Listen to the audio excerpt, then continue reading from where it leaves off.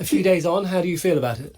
I mean, from a polling point of view, it's interesting, isn't it? Because we were subjected to years of people telling us that demography was destiny and that ultimately the Republicans would struggle to win because they focused on older white voters. And all of a sudden, massive gains amongst Hispanics, gains amongst black voters, gains amongst young people. So the sort of redrawing of the electoral map in the United States has been quite spectacular. And it started with the first Trump election.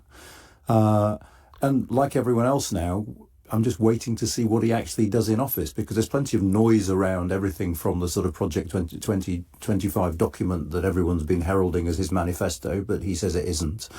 He's made some pretty remarkable claims about tariffs and so on. And like everyone else, I'm just waiting to see how much of his rhetoric he turns into action. And in terms of the issues that really resonated, the economy, the cost of living and the economy, plus what we know about the voting pattern and who was voting for whom.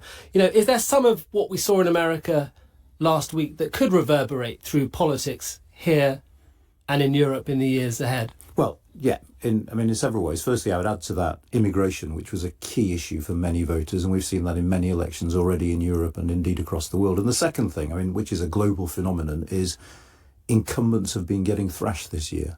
Or certainly losing vote share. Even Modi in India lost vote share. If you're an incumbent this year, you're going to lose votes. And actually, if you look at our election, what's interesting is not just that the Conservatives lost in Westminster, but the SNP did very badly in Scotland, and a lot of incumbent Labour MPs lost vote share.